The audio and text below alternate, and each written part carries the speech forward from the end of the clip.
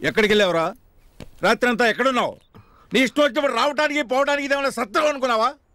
అది ఇంటర్వ్యూ ఉంటేను. రాత్రుళ్ళు ఇంటర్వ్యూలు చెవులో పువ్వు పెడుతున్నావా? అది కాదు నాన్న, అమెరికా ఎంఎన్సీ కంపెనీ. ఇక్కడ రాత్రి అయితే అక్కడ పగలు. Telephone interview. ఫ్రెండ్ నంబర్ ఇచ్చి రాత్రి అంతా అక్కడే ఉన్నాను. నీ ఇష్టం వచ్చినట్లు తిరుగుతూ ఉంటే నీకోసం ఇంట్లో వాళ్ళు టెన్షన్తో సవాలా? ఎందుకండి అలా విరిచిపడతారు? వాడు కనపడపోతే పచ్చి మంచినీళ్ళు ముట్టుకోరు, కనపడితే చాలు చిందులు తొక్కుతారు. రాత్రి నుంచి మీరేమీ తినలేదు.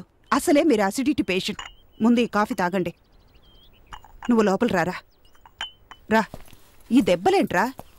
మళ్ళీ ఎవరితోనో గొడవ పడ్డావా? అలాంటిదేం లేదమ్మా. కార్తీక్, మీరు లోపలికి వెళ్ళండి. రాత్రంతా నువ్వు ఇంటికి రాకపోతే భయమేసిందిరా. ఆ పరమేశ్వరరావు చేసిన గొడవకి కోపం వచ్చి తిట్టాను. ఏమనుకోకురా. అలా అంటారేంటి నాన్న?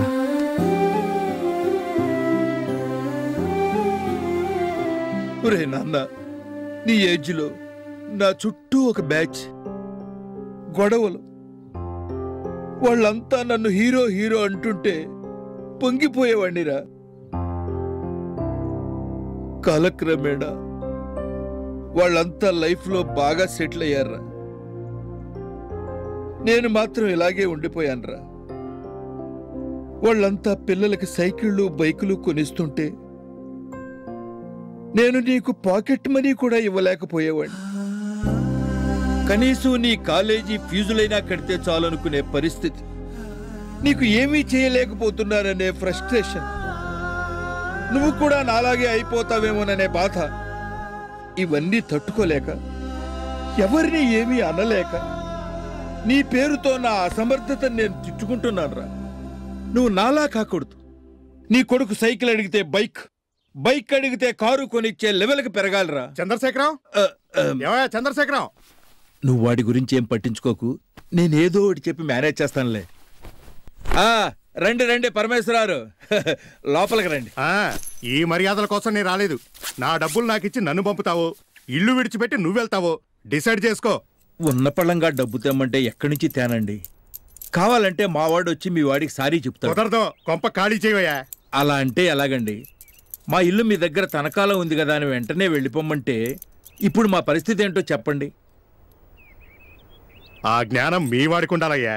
ఇంట్లో పరిస్థితి జీరో పెట్టుకుని వీధిలో హీరో అవ్వాలనుకుంటే పరిస్థితి ఇలాగే ఉంటది. ఈ మాటలని నాకెందుకు గానీ మీకై మీరు ఖాళీ చేస్తారా, నా చేత గెంటించుకుంటారా? చెప్పండి. అర్థం చేసుకోండి. కావాలంటే మీ కాళ్ళు.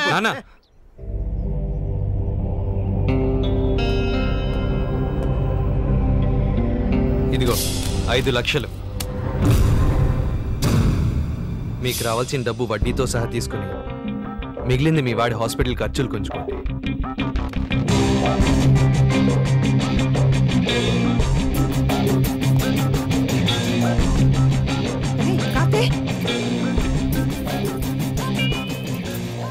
ఒరే నాన్న, నీకు ఆ డబ్బు ఎక్కడదరా? రాత్రి ఇంటర్వ్యూలో సెలెక్ట్ అయ్యాను. వాళ్ళ కంపెనీకి లైఫ్ టైం అగ్రిమెంట్ రాశాను. అడ్వాన్స్ ఇచ్చారు. అంత డబ్బు అడ్వాన్స్గా ఇచ్చారంటే మనం వాళ్ళకి అవసరం అనుకుంటే మన అవసరాలనైనా కొనేస్తారు. టైం లేదు నాన్న. సాయంత్రమే బయలుదేరి ముంబై వెళ్ళాలి. అక్కడ 3 నెలలు ట్రైనింగ్, తర్వాత ఫారెన్ పంపిస్తారు.